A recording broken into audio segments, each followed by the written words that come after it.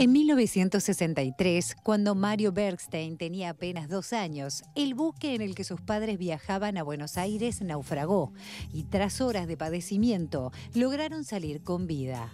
Esto podría llevarnos a suponer que Mauricio crecería sin demasiadas ganas de viajar, pero no fue así. No tenía más de 8 años cuando cayó en sus manos un libro con fotos del mundo y una de ellas mostraba un grupo de mujeres bailando frente al mar.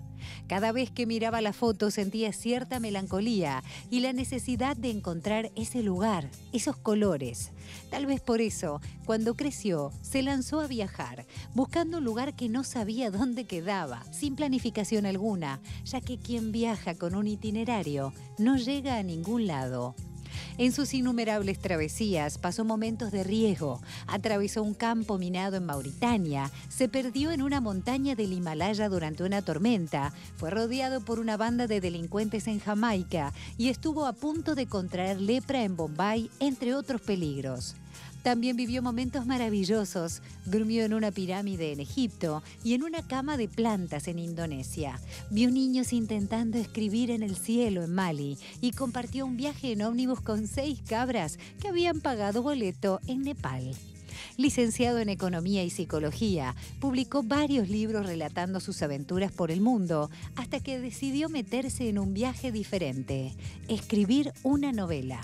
Fusiles en el Paragüero relata un fabulado y fabuloso encuentro entre 2 hombres que cambiaron el mundo, Adolf Hitler y Sigmund Freud, cuando quien luego sería uno de los mayores asesinos del siglo XX tenía apenas 9 años. Pero es además una reconstrucción histórica brillante que nos permite desde la ficción recuperar partes de un posible pasado entre un pasado cierto, porque como el mismo Freud decía, hay casos que parecen novelas.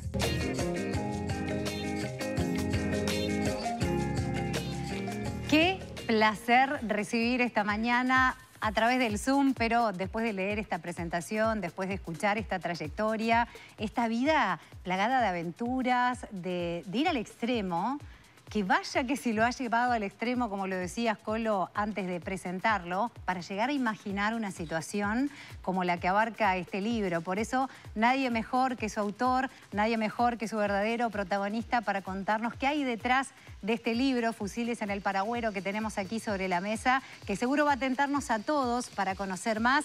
Mauricio Bergstein, bienvenido a La Mañana en Casa. Muchas gracias, un gusto estar hoy aquí con ustedes. Por favor, un placer. Y empezar por eso, Mauricio, en tu vida rodeada de viajes, que ha sido sobre todo sobre lo que más has escrito, ¿cómo llega la idea de esta novela? ¿Cómo llega la idea de que sea sobre esta situación tan particular? Mira, a veces pienso que todo lo que pasó antes desembocaba en esta novela. Como que todo lo que uno escribió previamente era una especie de... perdón. Una especie de preparación para escribir esta novela. La novela me llevó 3, 4 años escribirla, hubo que hacer mucha investigación y bueno, el producto es el que tienen ustedes ahora ahí. Mauricio, primero bienvenido a La Mañana en Casa. Son esos libros que te invitan a leerlos, ¿no? Que no hay nada que acotar. Ya cuando uno nombra a Sigmund Freud y nombra a Hitler y en una charla cuando Hitler tenía 9 años, ya te invita a leerlos. Pero esta es tu primer novela. ¿Qué te llevó a hacer una novela? Mira, el tema me interesaba particularmente y además a medida que empecé a leer sobre el tema y a investigar, me di cuenta que tenía una novela entre manos. La propia historia, lo que iba saliendo a través de los libros, ni siquiera había que inventarlo. Estaba ahí, los propios hechos históricos eran de por sí una especie de novela. Eso, digamos, me empujó a terminar de esbozar y de entender algo, al menos tratar de proyectar en mi mente cómo tenía que ser esta novela. Quiero decirte también que en los libros anteriores, que eran básicamente libros de viajes, también de alguna manera algo siempre terminás novelando, porque claro, aunque lleves un registro de todo lo que va pasando, de todo lo que ves, de todo lo que sentís, de todas las personas que conoces, de cualquier manera siempre tenés un margen que es tu propia imaginación en la forma en que lo recordás o en lo que te hubiera gustado que pasara. Entonces, no hay historia pura y tampoco hay imaginación pura. No hay historia pura porque uno la carga con su propia imaginación. Y no hay imaginación pura porque los hechos, por más que rebusques dentro de tu cabeza, siempre traes a colación algún suceso real, lo disfrazás, lo desfigurás y bueno, termina dentro de la novela, ¿no? Exacto, porque justamente quería ir a ese punto. Lográs conjugar toda esa parte novelada, toda esa parte de tu imaginación, pero con una investigación muy profunda de muchos años, como nos estabas diciendo, y en la cual se describen hechos 100% reales. ¿Cómo fue ese trabajo de investigación y cómo llegaste a ese punto que permite decir, bueno, esto es real, pero esto no? Exactamente como tú decís. Si tú googleas hoy Freud y Hitler, te va a parecer que cuando Hitler era un niño y ya mostraba ciertos desequilibrios y cierta conducta inadaptada, la madre de él consultó con el médico de la familia Hitler, que era una persona que se llamaba Edward Bloch. Este señor conocía a Freud. Tengamos en cuenta que a finales del siglo XIX Freud no es el Freud, claro, el científico famoso, el gran pensador que terminó de moldear el siglo XX, sino era un médico en Viena como tantos otros médicos que había. Bloch, si uno, esto lo puede ver en Google, Bloch consultó con Freud. Ustedes saben que a veces los médicos se consultan entre sí casos que van teniendo, ¿qué pensás de esto? Tengo esto. Pero no es que Freud hubiera visto al pequeño Hitler. Sí, parece que está confirmado que Bloch consultó con Freud y la respuesta de Freud, a partir de lo que le transmitió Bloch, fue: a este niño hay que internarlo en el Hospital Psiquiátrico para Niños de Viena. Y eso es lo que aparentemente hoy se cree o está confirmado, diríamos, que habría sucedido.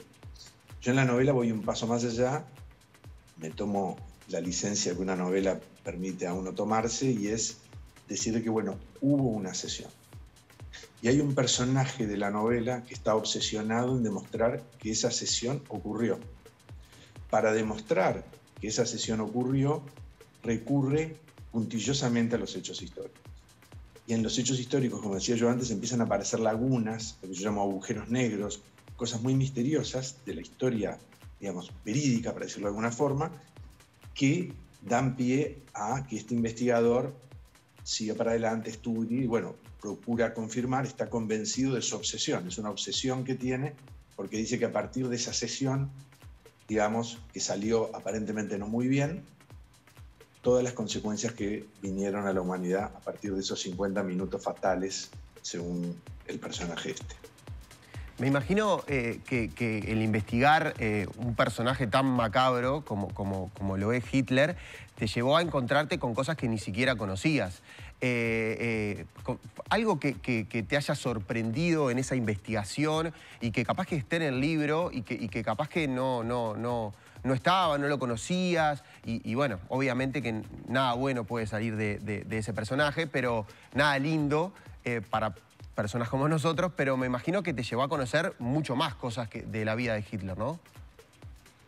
Sí, sin duda. Es un personaje siniestro, es el gran criminal del siglo XX, creo que de todos los siglos.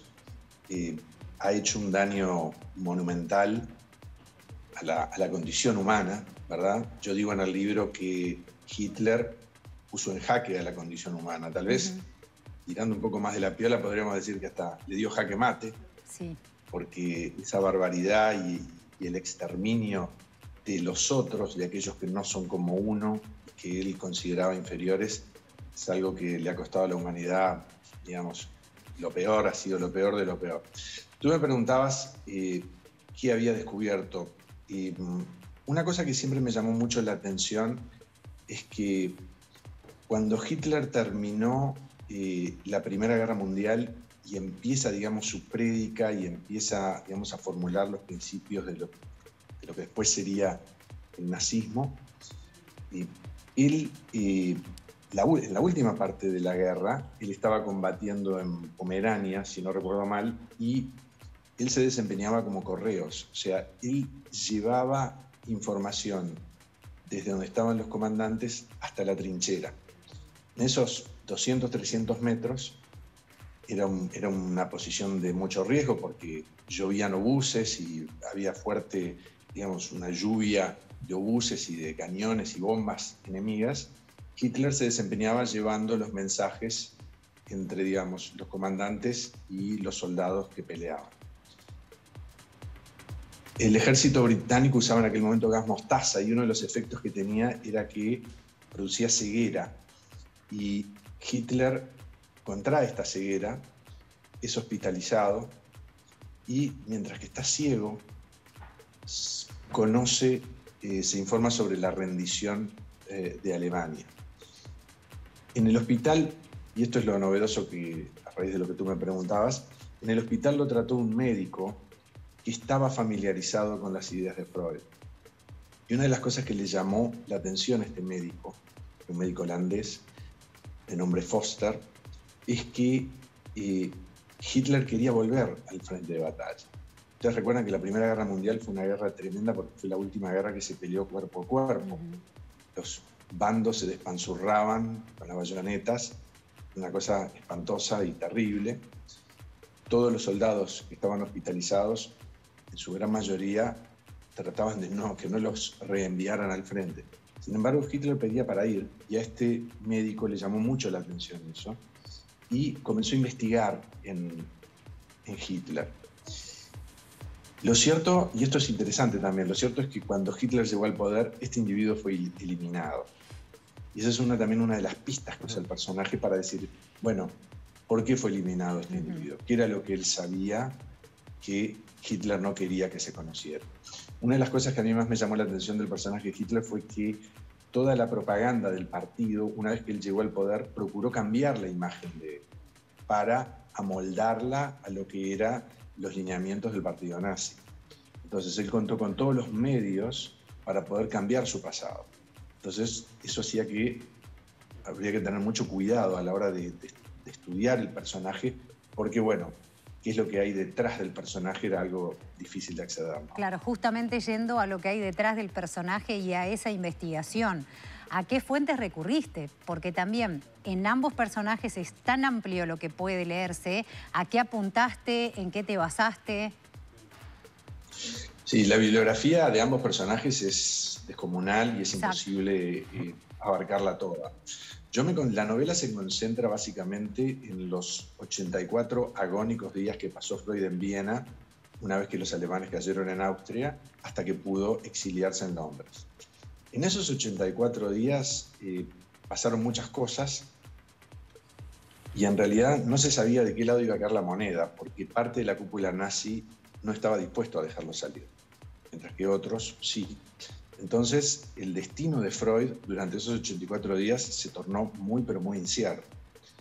Tuvo la suerte, digamos, que amigos suyos tenían buenos contactos y hubo toda una movida diplomática que bregó por su salida y que fue decisiva también para que él lograra salir.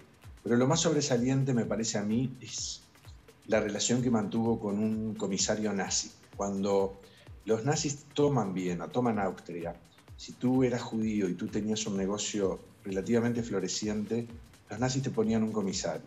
En realidad es lo que hoy llamaríamos un interventor. Su misión era estudiar tu patrimonio, porque la idea era expropiártelo a continuación. Freud era un hombre que tenía cierta riqueza porque cuando el psicoanálisis se internacionalizó y se expandió a nivel mundial, empezaron a llegar pacientes de Estados Unidos, de Francia, de Suiza, etcétera, que obviamente pagaban sus sesiones en las divisas de sus países, porque la divisa austríaca, después de la guerra, se había debilitado mucho y se devaluaba permanentemente. Y es así como él fue teniendo cuentas bancarias en distintas monedas en el exterior. Este comisario, se llamaba Anton Sauerwald, descubrió, al menos, que Freud tenía algunas cuentas en el exterior. No todas, pero descubrió algunas. Y eso era algo que estaba penalizado. O sea, no estaba penalizado tener cuentas en el exterior, lo que estaba penalizado era no declararlas. Claro. Sin embargo, este individuo, este comisario, no lo delató a Freud. Y eso es una de las cosas de la investigación, digamos, que más llama la atención, ¿verdad? Porque de alguna manera uno dice, bueno, un nazi declarado, además un nazi que tenía aspiraciones dentro del partido, que quería crecer. Obviamente tenía el caso de Freud, que le permitiría recompensas, dinero, etc. Sin embargo, no lo delata. Y este es uno de los agujeros negros que uno encontró en esa investigación para tratar de explicar, bueno, qué fue realmente lo que pasó. Obviamente para el personaje que está obsesionado en que hubo una sesión entre Freud y Hitler cuando Hitler era un niño, esto le permite sacar muchas hipótesis y, bueno, muchas conclusiones y demás. Pero te demuestra cómo en una investigación aparecen sucesos. Este es un periodo de la vida de Freud que no fue tan estudiado como otros, y por lo tanto me pareció que, bueno, era interesante escribir una novela justamente sobre esos 84 días. Mauricio, para volver también a otra de tus pasiones, saliendo un poquito del libro, que es los viajes, ¿no? ¿Estás planificando algún otro viaje, Mauricio? Ahora, yo sé que estamos en una situación rara, difícil, pero me imagino que un viajero por vocación, como lo sos vos, me imagino que ya estás pensando, bueno, cuando esto pase o cuando voy a hacer tal viaje. ¿Tenés planificado eso? Y mira, la verdad que sí, pero ya lo vengo postergando tanto que... Ya te olvidaste dónde ibas a ir. En nuestra casa, yo tengo un hijo adolescente y en la pared tiene empapelado un mapa del mundo que cubre toda la pared. Yo cada tanto voy, miro el mapa, empiezo a fantasear acá. Pero no, la verdad, no sé cuándo va a pasar. Mira, teníamos un viaje programado a Vietnam con mi mujer para noviembre del 2020 y ojalá lo podamos hacer en noviembre de 2022, o sea, 2 años después de lo que estaba previsto. Pero te confieso que tengo mis dudas, ¿no? Claro, Mauricio, pero este giro que dio un poquito, capaz que tu carrera literaria con esta novela, ¿va a hacer que capaz que te entusiasmes con algún otro personaje de este tipo o lo tuyo son los viajes y con el próximo va a venir otro libro bien orientado a viajar y a todas las aventuras que vivís? Es difícil saber qué te va a deparar el futuro, pero yo creo que escribir una novela también es una forma de viajar, ¿no? Y a mí me decía justamente una amiga, Ana Ribeiro, subsecretaria de Educación y Cultura, decía, mirá, en tu libro el viajero está presente en la novela. Porque cuando vos llegás a Viena y empezás a describir Viena, la descripción que haces de Viena es una descripción de un viajero, no es una descripción de otra persona, es de un viajero que llega y está, digamos, curioso por saber qué es lo que hay en la esquina siguiente. Desde ese punto de vista yo creo que un poquito lo que decíamos al inicio, el novelista ya estaba en los libros de viajes y el viajero está en la novela. Escribir una novela es una forma de viajar, tal vez diferente. Cuando uno viaja con las piernas y los ojos abiertos, y digamos, cuando uno escribe una novela, viaja con la imaginación y con los ojos cerrados. Pero creo que están muy emparentados y sería muy difícil para mí tenerlos como dos ámbitos completamente separados. Confieso que escribir una novela también tiene algo maravilloso y es que uno crea como un universo, una especie de microuniverso. Yo me imaginaba el consultorio de Freud, el humo, él fumaba mucho, los libros, ¿verdad? Y bueno, vos vas como recreando un universo que de alguna manera el viajero aspira a eso, solo que aspira a encontrarlo en la siguiente esquina, como decía, mientras que en una novela, bueno, lo tenés que ir creando renglón a renglón, ¿no? Bueno, Mauricio, muchísimas gracias. Bueno, el libro ya, con todo lo que dijo, ya el título ya te invita a comprarlo, a leerlo. Y bueno, ahora con todo lo que has dicho también. Así que muchísimas gracias por estos minutos. Y bueno, ese viaje a Vietnam capaz que viene en unos meses y un próximo libro o una próxima novela. Así que muchísimas gracias, Mauricio. No, ojalá que sí. Muchísimas gracias a ustedes y la verdad que ha sido un placer. Un gusto, gracias.